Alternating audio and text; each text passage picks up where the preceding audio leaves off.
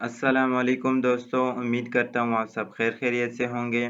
दोस्तों आज का हमारा लेक्चर नंबर 17 है सीएसएस लैंग्वेज कोर्स का और इसमें मैं आपको पढ़ाने जाऊँगा cascading and specificity in CSS.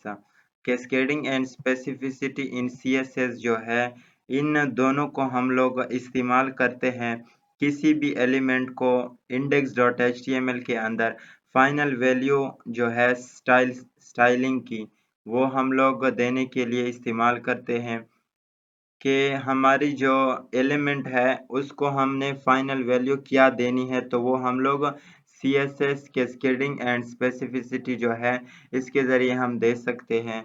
अब हम लोग यहाँ पे सबसे पहले जो सीएसएस लोडिंग ऑर्डर है वो चेक करते हैं कि सीएसएस लोडिंग ऑर्डर जो है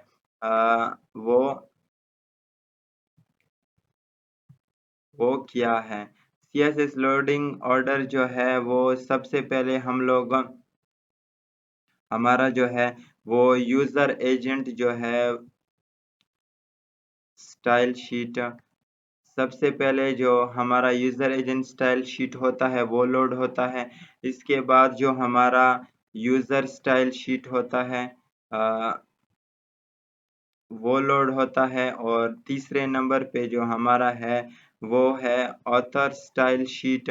ऑथर स्टाइल शीट यहाँ पे किसी भी वेबसाइट का जो ओनर है या क्रिएटर है उसको हम लोग कह सकते हैं। ऑथर स्टाइल शीट जो है वो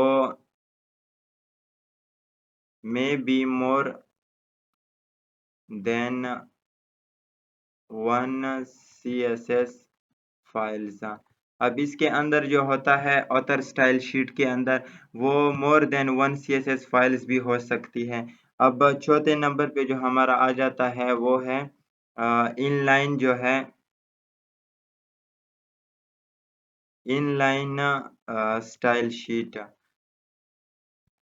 इनलाइन स्टाइल शीट आ जाती है हमारी सबसे पहले यूजर एजेंट स्टाइल शीट, फिर यूजर स्टाइल शीट, फिर ऑथर स्टाइल शीट जो कि मोर देन वन भी हो सकती है और चौथे नंबर पे इनलाइन स्टाइल शीट।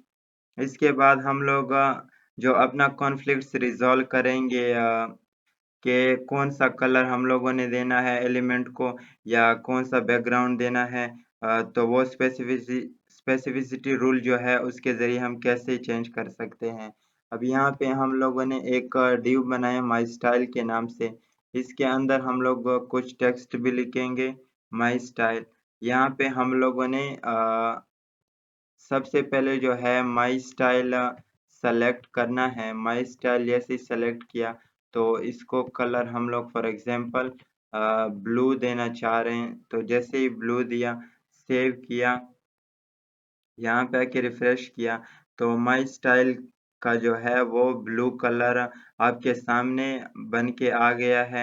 अब इसको हम लोग ओवरराइट करेंगे डिव से। डिव हम लोगों ने ये बनाया है यहाँ पे डिव और इसको क्लास दिया है माई स्टाइल।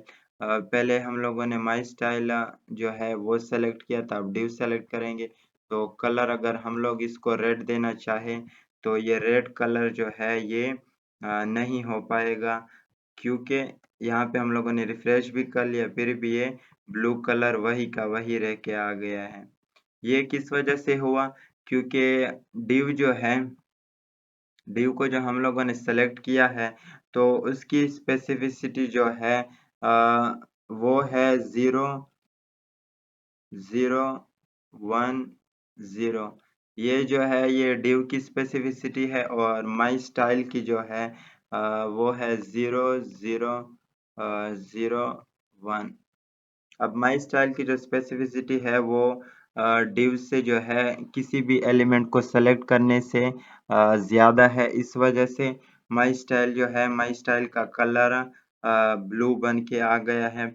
अब इसके बाद हम लोग अब आइडेंटिकल सेलेक्टर्स जो हैं इसके ज़रिए अगर हम लोग किसी भी चीज़ को चेंज करना चाहें, अब यहाँ पे हम लोगों ने माई स्टाइल का जो कलर है वो फॉर एग्जांपल यहाँ पे हम लोगों ने पिंक दे दिया।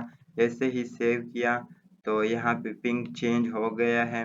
अब इसके साथ ही हम लोग इसको ओवरराइट करेंगे इनलाइन का जो स्टाइल है वो हम लोग इससे ओवरराइट कर सकते हैं। अगर यहाँ पे हम लोग क्लास को, कौन सी क्लास को, माई स्टाइल को, अगर फॉर एग्जांपल माई स्टाइल को हम लोग यहाँ पे सेट करेंगे, माई स्टाइल को हम लोगों ने कलर ग्रीन देना है। तो जैसे ही हम लोग सेव करेंगे हम चेक करेंगे कि आया ये इंटरनल स्टाइल शीट जो है इससे कुछ फ़र्क पड़ता है, ओवरराइडिंग होती है या नहीं होती। तो जैसे ही हम लोगों ने यहाँ पे सेव किया, रिफ्रेश किया, तो आपके सामने ये ओवरराइडिंग हो गई है। ओवरराइडिंग क्यों हो गई है? क्योंकि इनलाइन स्टाइल जो, इनलाइन नहीं,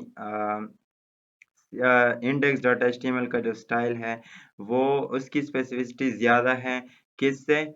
जो अलहदा में एक्सटर्नल स्टाइल शीट होता है उससे इंटरनल स्टाइल शीट की जो स्पेसिफिसिटी है वो ज़्यादा होती है।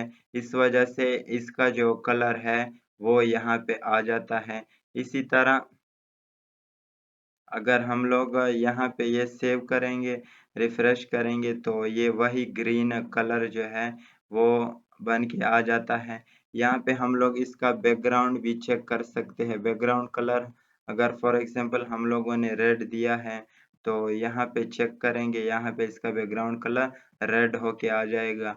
अब ये बैकग्राउंड हम लोग यहाँ पे ओवरराइट करने की कोशिश करते हैं।